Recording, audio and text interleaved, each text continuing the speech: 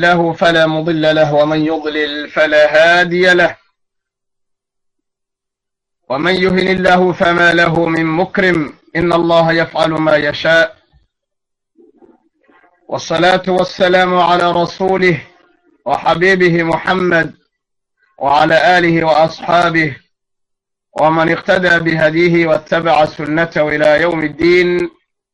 وسلم تسليما كثيرا. أما بعد،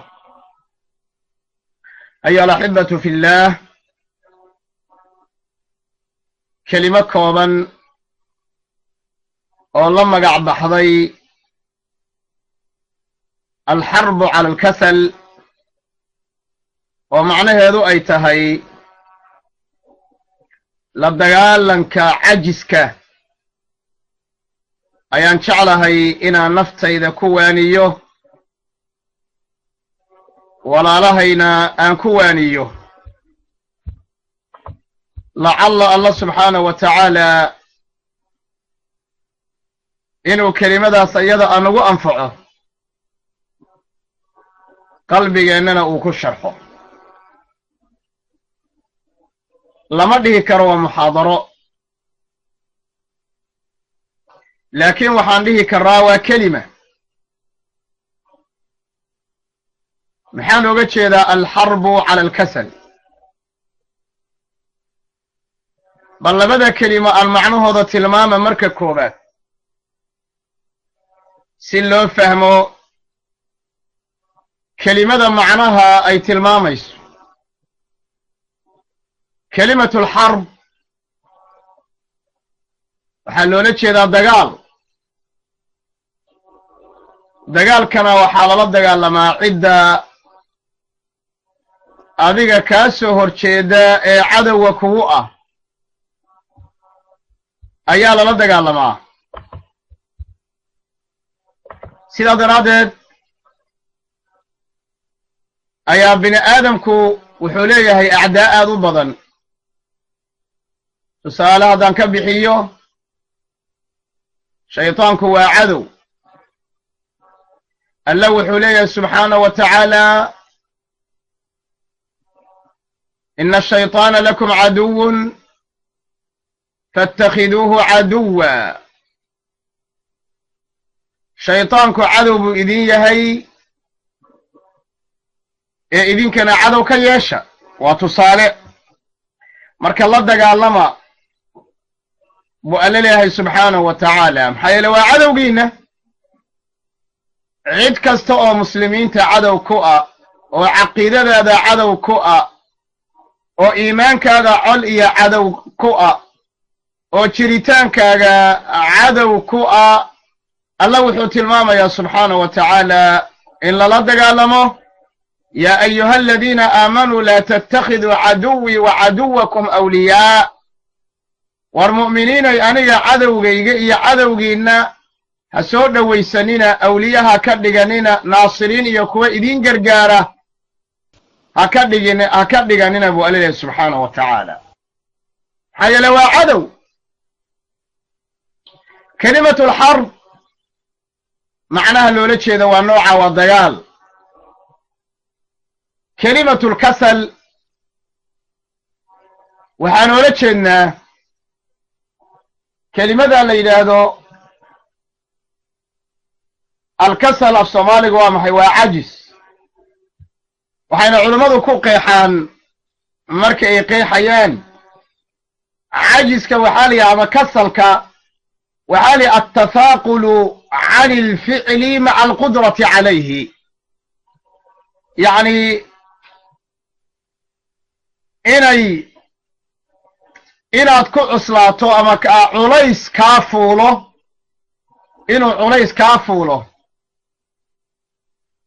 ficil ama khayr samayntii, inuu culays kaa fuulo adigoo awooda inaad samayso ayaa kasalka la yidhaahdaa. haddaba haddii aanu fahamnay kelimada loo yaqaano alcajzu, kelimada loo yaqaano alxarbu, kelimada loo yaqaano alkasal, oo nidha xarbigu waa cid kaa soo horjeeda oo lala dagaalamo,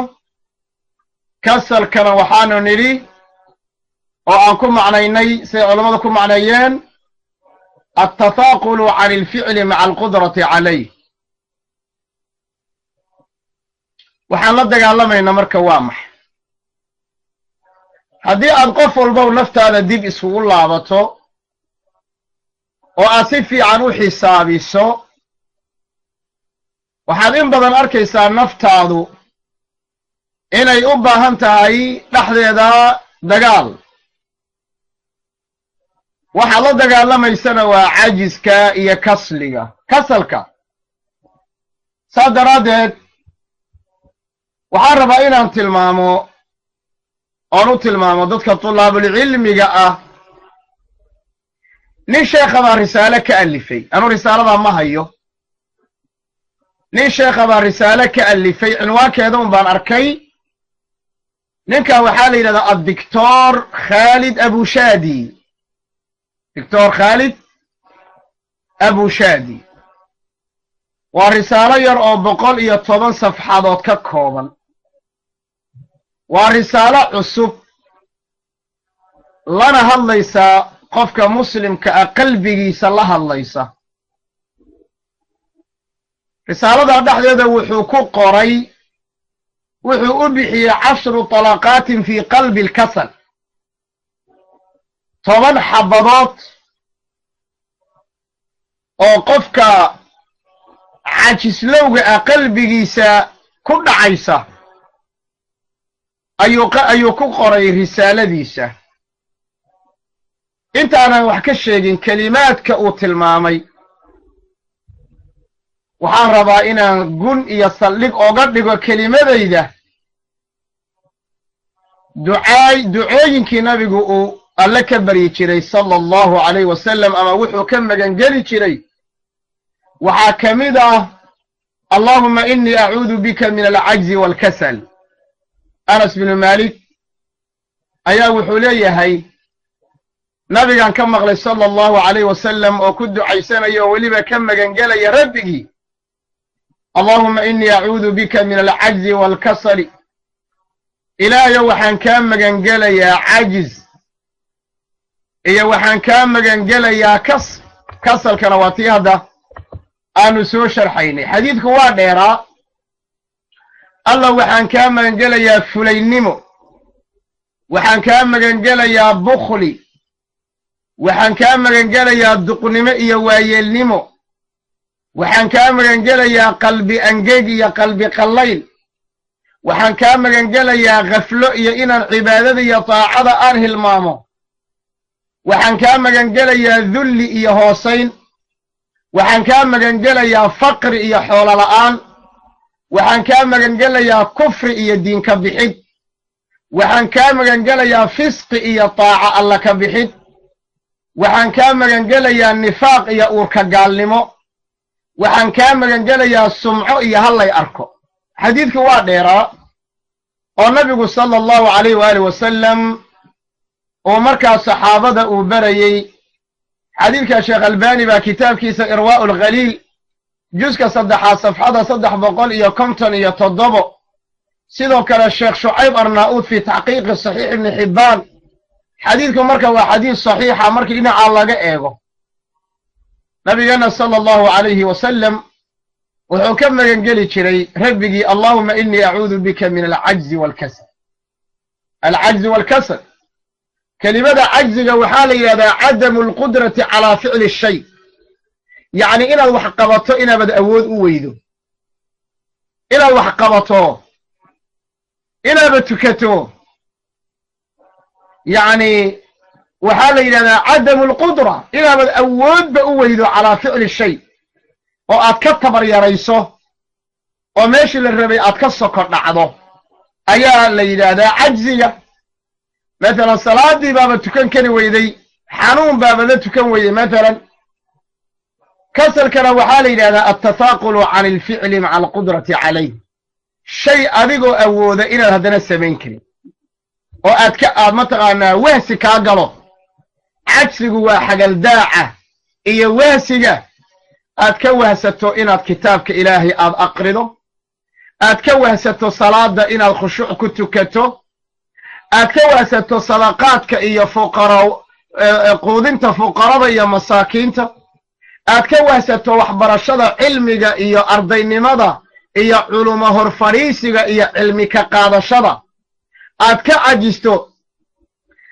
cajisto ay cibaado kasta iyo taaca la arko oo rabbi loogu dhowaado subxaanahu jalla wacala al'amru bilmacruufi wannahyi cani ilmunkar dadka oo wanaagga loo sheego oo xumaanta laga reebo aad ka cajisto inaad jidhkaaga asturatood isxijaabto rabbi aayaadkiisana aad ka amar qaadato aad ka cajisto waajibaadkii alla ku saaray inaad la imaan weydo iyo xuquuqdii ninka uu ka cajiso inuu xuquuqdii reerkiisa uu guto sidii loogu talagalay sharciguna u qoondeeyey oo u qorsheeyey rabbina ambiyada ugu soo dhiibay oo kitaabka lagu sharxay nabiguna saxaabada in badan ugu balballaariyey saxaabadii nabigana ay taabiciyiinta in badan ay u sharxeen culummaduna ay kutubta ku faahfaahiyeen sulaxada iyo dadka muttaqiinta ee sidiiqiinta ah ee alla ka baqaya awaabiinta ee alla u noqoshada badanna ay alla oga baqeen subxaanahu wa tacaala waxaa qofku inuu ka cajiso haweenaydu ka cajiso ninkeeda xuquuqdiisa oo markaasi ay waajibaadka ay gudan weydo wahaakada labadooda wuxuu alla ka soo dhex saaray ee uu ku beeray oo midho ah oo ka soo dhex baxay oon awlaadda oola jeedo in xuquuqdooda la garan waayo oo laga dhaqaaqo odaygiina dantiisa raacdo iyo qaadkiisa iyo fadhi ku dirirkiisa iyo muxuu yidhi iyo maxaa la yidhi iyo waxaan idhi haweenaydiina wareeg iyo xan iyo wax lamideeda isku dir iyo dab u kala qaadid ay ku wareegto carruurtii ay saa isu daba wareegaan oo isdaba meeraystaan waa dad xuquuqdii garan kari waayey in la garan waayo laga cajiso dawlad dhan iyo dal dhan oo alle ku siiyey dal dhan iyo mataqaanaa wanaag alla kugu isku qoofalay inaad hanan kari weydo oo aad qabsan weydo oo aad dawladdaadina baabi'iso dawladna aad dhisan weydo ilaa aad u qayliyato kale oo gaalo ah oo aad dhahdo kaalay oo waddankaygi ii hagaajiya oo ii islaaxiya kaalay oo waddankaygii iila dagaalama kaalay oo waddankaygii wax igala qabtoo dawlad iga dhiga adigoo intaasoo maskaxa oo caqli ah oo diinah oo islaamnimo alle ku siiyey waxa weeyaan waa waxyaalihii ilaahay uu ka magangeli nabigu uu ilaahay ka magangeli jiray waana midaan doonayna alxarbu cala alkasal inaannu maxaa la yidhahdaa aanu la dagaalanno kasalka iyo wahsiga iyo xagaldaaca dadka muslimiinta ah meel walba maanta ka dhacay ee kaga yimid ee midig kaga yimid ee bidix kaga yimid ee horay kaga yimid ee gadaal kaga yimid cajiskaasoo saameeye mid yar iyo mid weyn lab iyo dhadig culumo iyo caamo yacni intaba saameeyey maanta waxaad arkaysaa cajisku inuu gaadhay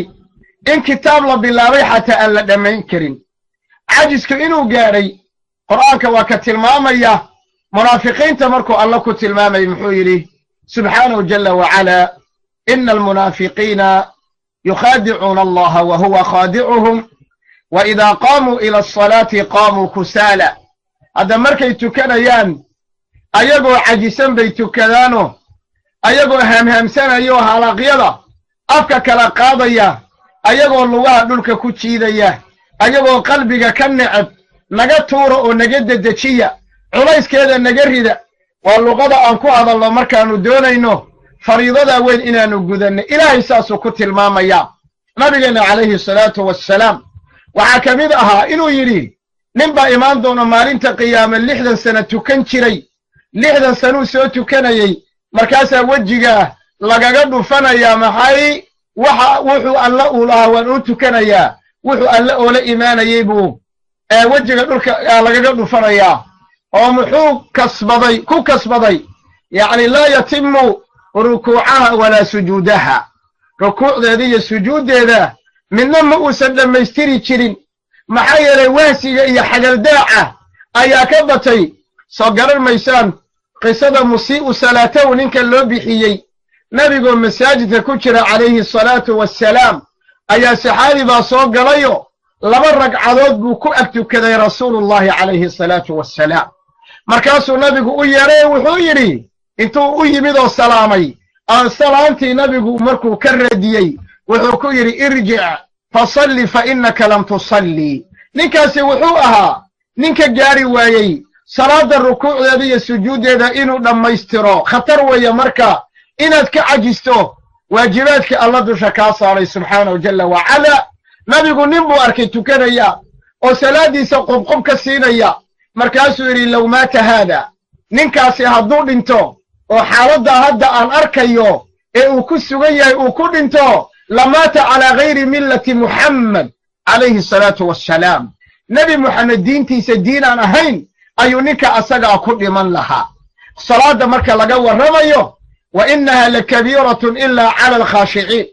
dadka khaashiciinta ah ma ahane inta kale way ku culus tahay saa daraaddeed buu nabigu in badan ilaahay wuxuu ka magangeli jiray allahumma innii acuudu bika min alcajzi waalkasal walidaalika baa ibnulqayim aljawsiya raxmat ullahi tacaala wuxuu leeyahay الإنسان مندوب إلى استعانته بالله تعالى من العجز والكسل فالعجز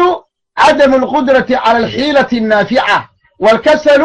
عدم الإرادة لفعلها فالعاجز لا يستطيع الحيلة والكسلان لا يريدها انتهى من أعلام الموقعين كتابك أعلام الموقعين جزء صدح صفحة صدح اللح أي كل شيء إمامكم ابن القيم الجوزية كلمة أن أغرنا خلاصة هذه إيا معنى هذا إيا مقزي هذه وشدد هذه وحيتهي وحير إنسانكم وحالله سنة يابو يليه إنه إلهي تلصارت إلهي كلمة ويديست استعانه إلهي سبحانه وتعالى إلهي إنه كم مغان قرده عجز إيا كسل وحير عجزه وعدم القدرة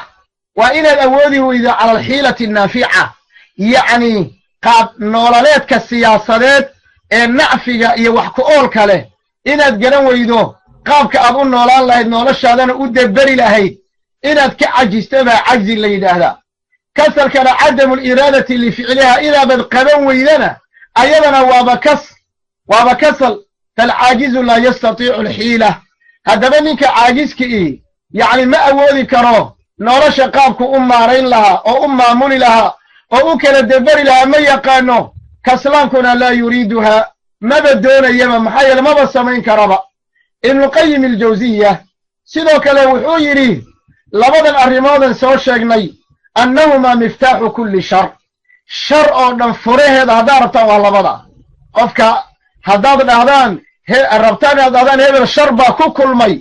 waa qofka labada arrimood ay ku kulmaan saasuu leeyahay oo ku leeyahay kitaabkiisa zaadulmacaadka la yidhaahdo ayuu qaabka ayadaa u sharxayaa ilaahay waxaan ka magan gelaynaa inuu cajzi iyo kasal u nolosha marka waa inaan la dagaalanno waa inaan nafteenna marka xisaabinno waana midda qur-aanka alle uu ku leeyahay suuratu alxashri awaakhirkeeda qaala jalla wacala yaa ayuha aladiina aamanuu ittaquu allah waltandur nafsun maa qadamat ligad wattaquu allah إن الله خبير بما تعملون ولا تكونوا كالذين نسوا الله فأنساهم أنفسهم أولئك هم الفاسقون لا يستوي أصحاب النار وأصحاب الجنة أصحاب الجنة هم الفائزون كلمات كاسيقع ومثل الله سبحانه وتعالى مؤمنين يا أيها الذين آمنوا اتقوا الله حق تقاته يا أيها الذين آمنوا اتقوا الله ولتنظر نفس ما قدمت لغد واتقوا الله نفط مركا وإني فيرسو وحا أي بريهر مرسانيسو ولذلك أيا عمر وحولي جري أسقوا آيادا معنى هذا كدوليا كنا نقميا حاسبوا أنفسكم قبل أن تحاسبوا ونفتنا حسابية انت الذين حسابين وزنوا أعمالكم قبل أن يوزن عليكم ونفتنا ميزان سارة انت آن ميزان لسار ساسا يؤس وحسابين شرين ذلك ونوانا السناء قيمة لها مركاسي صلاة دا أسوكي شرين سيدا أي صحابته إيا نبي محمد صلى الله عليه وسلم إيا ذلك تابعين تاها سيدا أي نفته إيا هودا أولاد قالمي شرين نفته وصدح قيبات قرآن كنا ساسو كتل مامي mid al'ammaara bisuu ina nafsa la ammaara bisuu waa mid farid badan xagga xumaanta qofka xumaan bay fartaa waa nafta gaalka iyo shaytaanka ku jirta midna waa lawaama waa midda laa uqsimu biyowmi alqiyaamah walaa uqsimu binnafsi allawaamah waa mid dagaal badan qofka hadduu sindiriraxdo oo uu dhinac u bato way la dagaalamaysaa way soo celinaysaa waa siday muslimiintu u badan yihiin midda ugu dambaysa waa darajo ay gaarhaan awliyada ilaah iyo sulaxada yaa ayatuha annafsu almutma'innah irjicii ilaa rabbiki raadiyatan mardiya marka naft saddexdaas qaybood ayay naftu waa naf deggan oo xasiloon oo ayada dhanba janno loo diyaariyey horta naftu waa saddexdaa qaybood wey marka nafta waa in lala dagaalamo oo xumaanta lagala dagaalamo sida ay saxaabadii iyo qur'aanka iyo rasuulkuba intaba ay noo sheegayaan saxaabadu sidaas ayuu in badan nabigu ku tarbiyey calayhi salaatu wassalaam falyadxakuu qaliilan walyabkuu kasiiran in yarna ha qosleen in badanna ha ooyeen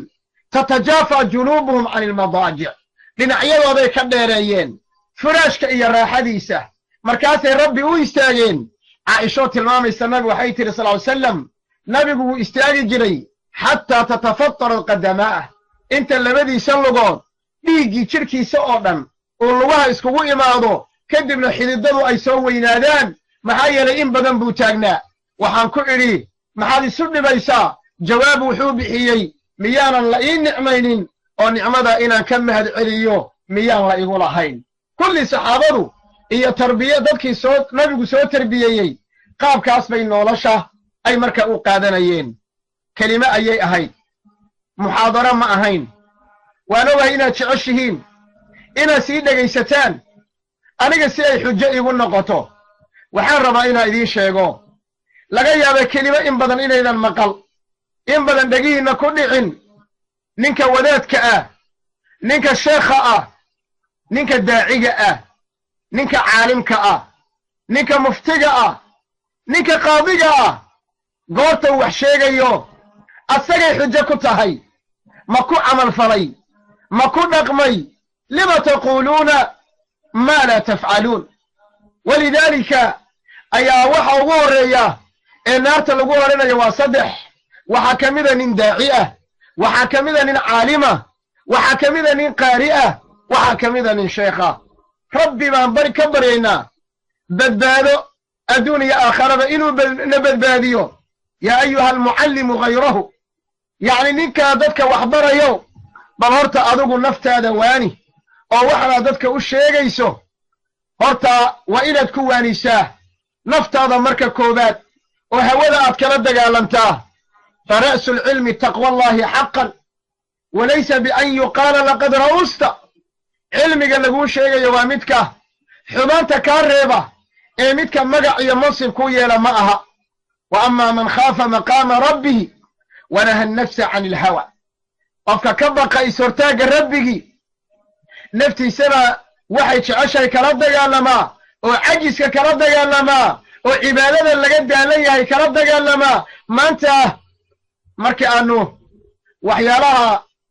fadhi ku-dirrada iyo taleefannada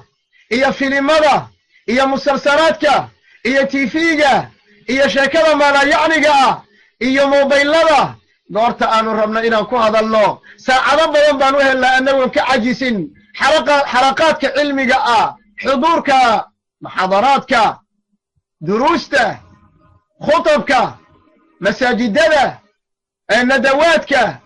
dowraadka goorta ay yimaadaanna waxa weeyaan xaalkeenna rabbi baa ka warqaba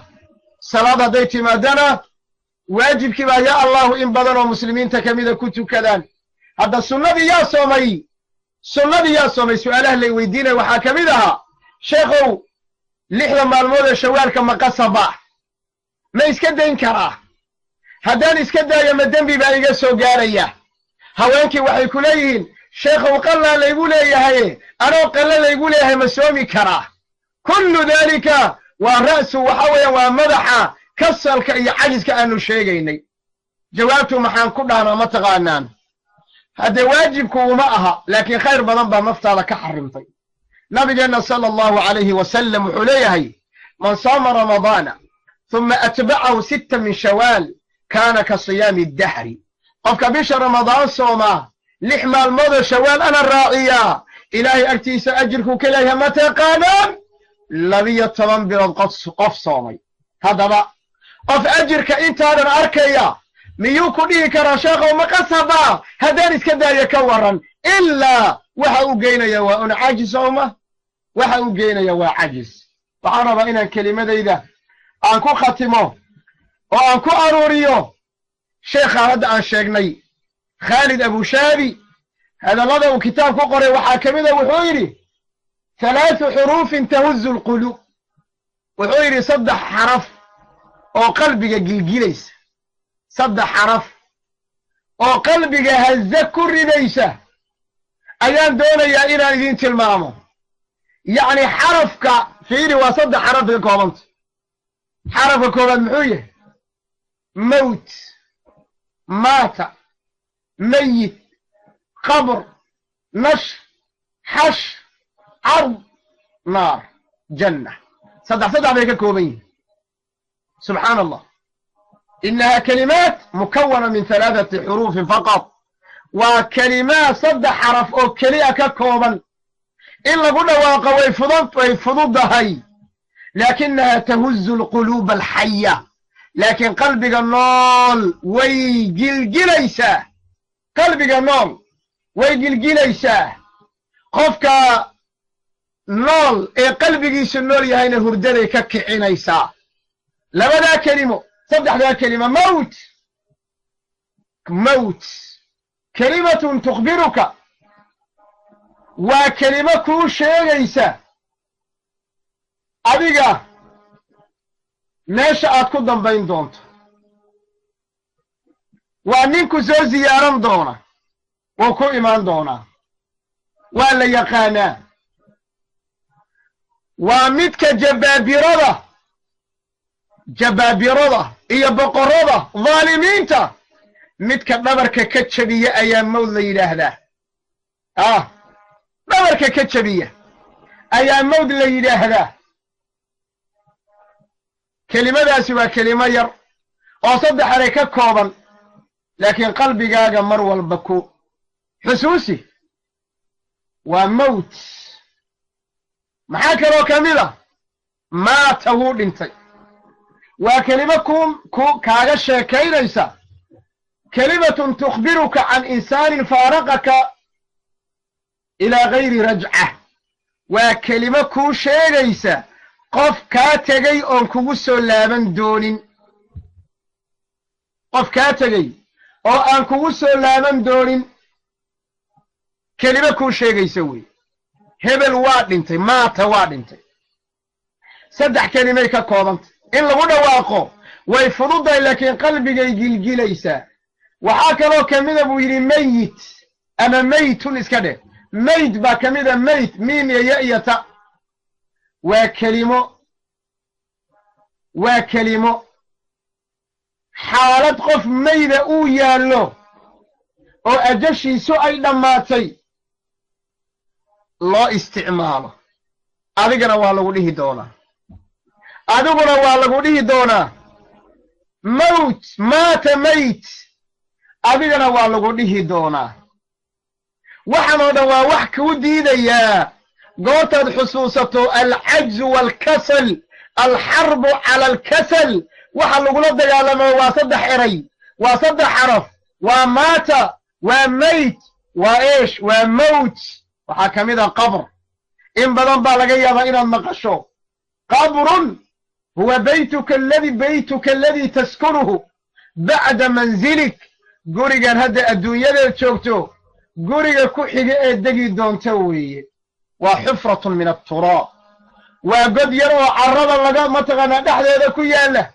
لا زجاج فيه دريشة براءة أما دريشة براءة اللهين ولا داهيو وحلم إذا أمرك عن كحلمين لا زجاج فيها وقري أن وح دريشة لهين وقري أن وح رخامة اللهين وقري haddaad ku camirato waxa lagu camiro ay tahay taacada guriga waxa lagu camiro guriga waxa lagu sharxo guriga aan qabriga u bixinay ee gurigaagan adduunyada ku xiga waxaanu sheegnay waa guri aad degi doonto gurigaagan adduunyada kadib waxaanu nidhi waa xufratun min aturaab waa god yar oo carrada dhexdooda laga qoday waa guri aan wax dariishado ah iyo wax meel laga baxa midna aan lahayn gurigaa waxa lagu camiro ee dariishado u noqonaya ee dahya u noqonaya ee kuraas u noqonaysa ee hawo wanaagsan u noqonaysa waa attaaca jumla min attaaca waa inaad la dagaalanto cajiska iyo kasalka waa inaad ilaahay taacadiisa qaabishaa subxaanahu wa tacaala waxaa lagu camiraa alacmaal asaalixa acmaasha wanaagsan ayaa lagu camiraa kelimaadka kale saddexda erey ka kooban ee lagula dagaalami karo alxarbu cala alkasal waa nash waa nuun iyo shiin iyo ra waa maxay waxaa lagu ogeysiinayaa wakhtiga aad qabriga ka soo bixi doonto yacnii qabriga dadka marka laga soo saari doono idaa zulzilat alardu zilzaalaha wa akhrajat alardu afqaalaha wa qaala alinsaanu maa laha yowmaidin tuxadithu akhbaaraha waa maalintay dadku qubuurta ay soo tufi doonto kadibna dhulku uu warrami doono waa maalinta yowma tubla saraa'ir maalinta ayada ah weeyaan kelimaadka dhagahaaga iyo qalbiga nool noolaynaya waa kelimad saddex eray ka kooban cajzigana lagula dagaalami karo waa maxay waa xash waa xa iyo shiin iyo ra waa laxda waa wakti ku tusinaya ijtimaacuka bilawaliina waalaakhiriin waa marka aad la kulmi doonto makhluuqaadku alla abuuray oo dhan nebi aadam laga soo bilaabo ilaa ummadda nebi moxamed qofka ugu dambeeya ayaa layskugu keeni doonaa bannaan meel cidlo ah baa layskugu keeni doonaa ayagoo sidee ah ayagoo ah siday hooyadood u dhashay ayagoo ah naf walbana ay ka cararayso ciddii dad ugu xigtay yowma yafiru almar'u min akhiih wa ummihi wa abiih wa saaxibatihi wa baniih likulli imri'in minhum yowmaidin sha'nun yugniih qof walba maalintaa xaalad baa ku furan xaalad asaga ku filan ayaa haysata wuxuu ka cararayaa carruurtiisii maxaa yeelay adduunyada markuu joogay buu ka cajisay xaqoodii buusa siinin wuxuu ka cararayaa zawjadiisii zawjadana sidoo kale wuxuu ka cararayaa ilmihiisii wuxuu ka cararayaa aabihii wuxuu ka cararayaa qaraabadii in alla inta xuquuqku lahayd oo dhan buu ka carari allaahuma sallim kelimaadka saddexda erey ka kooban ee qalbiga noolaynaya hurdadana kaa kicinaya cajiskana kaala dagaalamaya waxaa ka mid a cardiga iyo isa soo bandhigidda waa mawqif cadiima oo weyn waa maalinta dheer waa maalinta qur'aanku alla uu ku tilmaamay subxaanahu wa tacaala 50,000 sana 50,000 oo sano in la taagnaanayo waa maalinta dadka la kala saarayo waa maalinta qorraxda dadka madaxooda agtiisa la keenayo waa maalinta qof walba dhididku u gaarayo dembigiisu intuu dhannaa waa maalinta uu ninkii adduunyada wanaag soo sameeyey uu maalintaasi carshiga ilaahay hoos harsanayo kii kalena maalinta ayada ah xaalkiisu ay adag tahay kelimada kale waa janna saddex eray oo qalbiga gilgilaya hurdadana kaa kicinaya cajiskana kaala dagaalamaya waa janna waa manziluka alabadiy waa gurigaaga aad ku waarayso waa guriga aad ku waarayso ooda weligaa ka baxaynin goorma in kunta min ahli aطaacati tafuuzu bidaari asacaadati waannaciim haddii aad tahay asxaabu taaca adduunyada markaad joogtay haddaad shaydaanka la dagaalamaysay haddaad naftaada la dagaalami jirtay haddaad cadowga la dagaalami jirtay haddaad naftaada taacada iyo wanaagga iyo salaada iyo soonka zakada iyo khayrka iyo xuquuqda haddaad naftaada iyo sunanka carabkoo la ilaaliyo indhahoo la laabo farjigoo la xifdiyo calooshoo xaaraanta laga ilaaliyo wahaakada haddaad adduunyada ka amar qaadashada rabbi aad ka amar qaadatay subxaanahu wa tacaala qalbigaaga iyo muuqaalkaaga daahirkaaga iyo baatinkaaguna ay islahaayeen aadna ilaahay kula timid aad kula kulantay caqiido saxiix oo saliima kelimatu tawxiid aad ku dhimatay waxaa weeyaan darajadaadu in kunta min ahli taacati tafuuzu bidaari sacaadati waannaciim ayaad ku waaraysaa as'alu allaha an nakuuna anigiyo idinkaba waxaan ilaahay ka baryaa inuu kuwaa nagu daro kelimada ugu dambaysa kelimaadkaa saddexda erey ka kooban anigana kelimadayda ugu dambaysa waa kelimada naar la yidhaahdo waa manziluka ilaa an yashaa'a rabbuk waa kelimada waa manzilkaagii ilaa an yashaa'a rabbuk intuu alla doono gaal hadduu yaha waa ku waarayaa haddaad muslim tahayna ilaa an yashaa'a rabbuk goormo in kunta min ahli ashaqaawati waalbu'si waalciyaadu billah haddaad adduunyada cibaadada iyo taacaadka ka madax taagtay oo cajis kugu dhacay xagaldac kugu dhacay salaaddii aad ka hamhamsatay salaaddii aad wakhtigeedii siin weyday aad ku tukan weyday xuquuqdii aad gudan weyday ood ka wada cajistay waxa weeyaan natiijadaadu meel xun ayay ku dambaysaa haddaba ayuha alikhwatu waalakhawaat kelimadeennu waxay ahayd alxarbu cala alkasal ilaahay waxaan ka baryi inuu nagu anfaco kelimada wamaa uriidu an ukhaalifakum ilaa ma anhaakum canhu in uriidu ila alislaaxa ma istatactu wamaa tawfiiqii ila billah calayhi tawakkaltu wa ilayhi uniib inta ayaan kelimada ku daynayaa inta aan kaga kulmayno kelimo kooban oo sidan oo kale ah oo qalbigeenna gilgisha biidn illaahi subxaanahu wa tacaala waana midda aan maanta u baahannahay maanta quluubteennu way qallashay siyaasaad iyo waxaan aan la garanaynin qawmiyaad iyo qabaa'il iyo gobolaysi baa dadkii u kala baxeen dadkii macaasida ayaa qalbigooda madoobaysay waxaan u baahannahay quluubteenna wax noo soo nooleeya qur'aanka inaan ku noolayno oo aan raqaa'iqda inta badan aan badsanno qalbigeenna noolaynaysa intaannu kaga kulmayna kelimaadka noocan oo kale ah wa ilaa liqaa'in aakhar wassalaamu calaykum waraxmat ullaahi tacaala wabarakaatuh أخنا الفاضل المحترم إلهي سبحانه وتعالى بميزان حسناتك أخويا له كلمة قيمك قيمها بدن نقود الأخرسي إلهي سبحانه وتعالى أكو أبا المريو يوم لا ينفع مال ولا بنون إلا من أتى الله بقلب سليم إننا إلهي سبحانه وتعالى هينو أنفعه أو كوام الله هينغيله نقدق من الذين يستمعون القول ويتبعون أحسنه إلهي سبحانه وتعالى هينو أنفعه لمنك حياكم الله وبياكم جميعا أحبتي الكرام طبعا إلهي سبحانه وتعالى علماء قيمها بدن إنه حفظيه مر والباء إلهي سبحانه وتعالى ذكر جيسا إن أحد فريسا مر والباء كلمات كغيم كغيمها بدن نقول الآخر نيس